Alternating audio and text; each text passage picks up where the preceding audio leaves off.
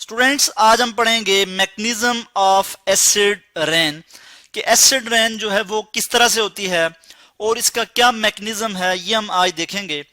तो हमारी जो एटमॉस्फेयर है, एटमॉस्फेयर क्या कि हमारी जो ज़मीन है उसके गिर्द डिफरेंट गैसेस हैं, उन्होंने हमारी ज़मीन को सराउंड किए हुए है, जिसको हम कहते हैं एटमॉस्फेयर। तो जो हमारी एटमॉस्फेयर है उसमें मुख्तलिफ किस्म के पोल्यूटेंट्स हैं। यानी पोल्यूटेंट्स क्या होते हैं कि जो हार्मफुल होते हैं और जो लिविंग थिंग के लिए नुकसानदेह होते हैं, वो उन्हें हम पोल्यूटेंट्स कहते हैं। ऐसे सब्सटेंस जो कि हार्मफुल होते हैं और लिविंग थिंग के लिए हार्मफुल होते हैं। ठीक है जी। ये पोल्यूटेंट्स का जो पी है ये स्मॉल नजर आ रहा है, तो हम इसको थोड़ा कैपिटल करने के लिए इसको ऊपर लिख लेंगे। तो यहाँ पे क्या हो जाएगा, ये पोल्यूटेंट्स यानी कैपिटल हो गया। तो जो पोल्यूटेंट्स हैं ये हमारी जो एटमॉस्फेयर है उसमें पोल्यूटेंट्स मौजूद हैं। उसमें हम देखते हैं कि कुछ ऑक्साइड हैं, ठीक है, और वो सल्फर के ऑक्साइड हैं। जैसे हम लिखते हैं कि ऑक्साइड्स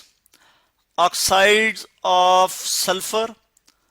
इसी तरह से हम लिखते हैं कि ऑक्साइड्स ऑफ नाइट्रोजन। मैं यहीं से इसको कॉपी करूंगा कि ऑक्साइड्स ऑफ नाइट्रोजन, और मैं यहां लिख लेता हूं कि ऑक्साइड्स ऑफ नाइट्रोजन। तो ये जो ऑक्साइड्स हैं ये भी पोल्यूटेंट्स हैं, यानी पोल्यूशन काज करते हैं। और ये आते कहां से हैं, इनका सोर्स क्या है, हम ये देख लेते हैं कि जब हम एनर्जी हासिल करने के लिए फ्यूल को बर्न करते हैं, फ्यूल को जब हम बर्न करते हैं तो उससे हमारे पास क्या आता है कि नाइट्रोजन और सल्फर के ऑक्साइड्स आते हैं। उसके बाद जो वुड बर्न करते हैं, ऑयल और जो ये कोल हम बर्न करते हैं जब इसे एनर्जी हासिल करने के लिए, किस तरह से, यानी जब हम गाड़ी चलाते हैं तो गाड़ी को चलाने के लिए हम फ्यूल बर्न करना पड़ता है हमें, जैसे पेट्रोल, डीजल, ये क्या है, ये फ्यूल हैं और इन्हें हम क्रूड ऑयल से हासिल करते हैं।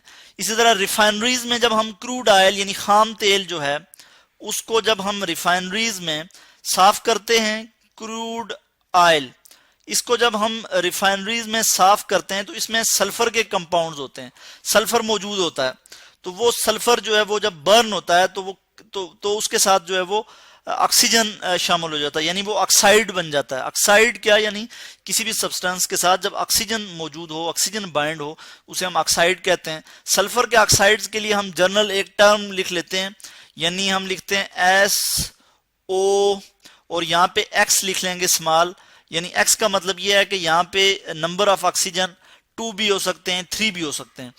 इसी तरह से हम यहाँ पे जो नाइट्रोजन के ऑक्साइड हैं उसमें हम NO लिख लेते हैं और X लिख लेते हैं यहाँ पे, यानी इसमें भी नंबर ऑफ ऑक्सीजन जो है वो यहाँ पे 2 भी हो सकते हैं, 1 भी हो सकता है और 3 भी हो सकते हैं, यानी ये नंबर ऑफ ऑक्सीजन जो है वो वेरी करते हैं। इसके लिए हम X लिख लेते हैं। तो ये ऑक्साइड कहां से आते हैं, जब फ्यूल बर्न करता है और जैसे क्रूड ऑयल में जो रिफाइनरीज में हम साफ कर रहे होते हैं, ऑयल को रिफाइन कर रहे होते हैं, खाम तेल को रिफाइन कर रहे होते हैं, तो उसकी वजह से ये ऑक्साइड प्रोड्यूस होते हैं। तो ये जो ऑक्साइड्स हैं जैसे नाइट्रोजन ऑक्साइड है, सल्फर के ऑक्साइड हैं। नाइट्रोजन ऑक्साइड हम देखते हैं कि ऑटोमोबाइल से जो उसके एग्जॉस्ट से जो है हम देखते हैं जब फ्यूल जब बर्न होता है तो उससे नाइट्रोजन के ऑक्साइड जो है वो निकलते हैं, हमारी एटमॉस्फेयर में जाते हैं और जो है वो पोल्यूशन काज करते हैं, यानी हमारे लिए हार्मफुल हैं, लिविंग थिंग के लिए हार्मफुल हैं। तो एटमॉस्फेयर क्या चीज है कि एटमॉस्फेयर जो है हमारी जमीन के गिर्द, मैंने बताया कि डिफरेंट गैसेस हैं जिन्होंने हमारी जमीन को सराउंड किए हुए हैं, जिसे हम एटमॉस्फेयर कहते हैं। तो अभी हम देख लेते हैं कि सल्फर के जो ऑक्साइड हैं वो किस तरह से एसिड रेन की वजह बनते हैं और जो नाइट्रोजन के ऑक्साइड हैं वो किस तरह से एसिड रेन की वजह बनते हैं। तो जब सल्फर जो है वो मौजूद होगा किसमें जी, हमारे फर्ज किया खाम तेल में मौजूद है, क्रूड ऑयल में अगर मौजूद है, जब सल्फर बर्न होगा तो उसके साथ जाहिर है ऑक्सीजन भी मौजूद होगा, यानी ऑक्सीजन की मौजूदगी में बर्न होगा। O2 गैसियस फॉर्म में है, इसको मैं G यानी गैसियस फॉर्म में है। जब ये बर्न होगा तो हमारे पास क्या आ जाएगा, हमारे पास जो रिएक्शन आएगा वो सल्फर डाइऑक्साइड SO2 और ये गैसियस फॉर्म में है। अब सल्फर डाइऑक्साइड जो है फर्दर जो है फिर सल्फर डाइऑक्साइड गैस जो है SO2 ये फिर जो है ये ऑक्सीजन के साथ जब रिएक्ट करेगा यानी O2 के साथ तो ये हमें क्या देगा, sulphur trioxide SO3। Sulphur trioxide यानी इसमें 3 ऑक्सीजन आ जाते हैं और इसको हम बैलेंस कर लेते हैं। यहां पे हम 2 लिख लेंगे और यहां पे भी हम 2 लिख लेंगे तो ये इक्वेशन जो है वो बैलेंस हो जाएगी। तो इसमें हम देखते हैं कि सल्फर ट्राइऑक्साइड फिर जो है SO3, सल्फर ट्राइऑक्साइड फिर जो है ये जब वाटर के साथ रिएक्ट करेगी, ये गैस है, सल्फर ट्राइऑक्साइड क्या है जी, ये गैस है। इसी तरह सल्फर डाइऑक्साइड भी गैस है। तो ये जब वाटर के साथ रिएक्ट करेगी और वो कौन सा वाटर है, रेन का वाटर है, तो हमारे पास क्या आ जाएगा, sulphuric acid H2SO4। Sulphuric acid जब एसिड रेन में यानी जब रेन में सल्फ्यूरिक एसिड बनेगा, सल्फ्यूरिक एसिड मौजूद होगा तो ऐसी रेन को हम एसिड रेन कहते हैं जो कि हार्मफुल है। जब ऐसी रेन जमीन पे आएगी तो वो हमारे लिए हार्मफुल होगी। इसी तरह से हम देखते हैं कि जब नाइट्रोजन के जो ऑक्साइड हैं वो क्या करते हैं, हम नीचे देख लेते हैं, इसको स्क्रॉल कर लेते हैं। नाइट्रोजन के जो ऑक्साइड हैं उसमें हम देखते हैं नाइट्रोजन गैस जो है N2 जब ये बर्न होती है O2 के साथ, यानी O2 के साथ जब ये रिएक्ट करेगी नाइट्रोजन गैस, और ये किस तरह से जैसे लाइटनिंग में रिएक्ट करती है। लाइटनिंग ये जो बिजली चमक रही होती है, ये बहुत हाई टेम्परेचर पे ये रिएक्ट करेगी तो ये हमारे पास क्या दे देगी जी, nitric oxide NO, nitric oxide gas है ये। और इसको इक्वेशन को मैं बैलेंस कर लेता हूं, यहाँ पे मैं 2 लिख लूंगा तो इक्वेशन बैलेंस हो जाएगी।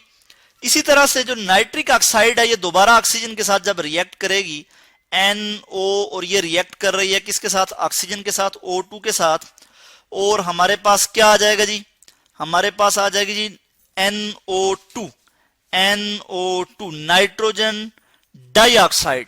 इक्वेशन को हम बैलेंस कर लेते हैं, यहां पे 2 आ जाएगा और यहां पे भी 2 आ जाएगा। और जब nitric oxide nitrogen dioxide NO2 ये जब रिएक्ट करेगा जी किसके साथ, यानी ऑक्सीजन के साथ, O2 के साथ, और उसके बाद किसके साथ, वाटर के साथ। वाटर कौन सा, रेन में जो वाटर मौजूद है, रेन का वाटर, तो हमारे पास क्या आ जाएगा कि नाइट्रिक एसिड HNO3 क्या है, इसको हम कहते हैं नाइट्रिक एसिड। इक्वेशन को बैलेंस कर देते हैं, यहां पे 4 लगा देंगे, यहां पे भी 4 लगा देंगे, और ऑक्सीजन के लिए हम यहां पे 2 लगा देंगे तो इक्वेशन जो है वो बैलेंस हो जाएगी। वाटर जो है वो लिक्विड फॉर्म में है और नाइट्रिक एसिड जो है वो हमें हासिल हो गया।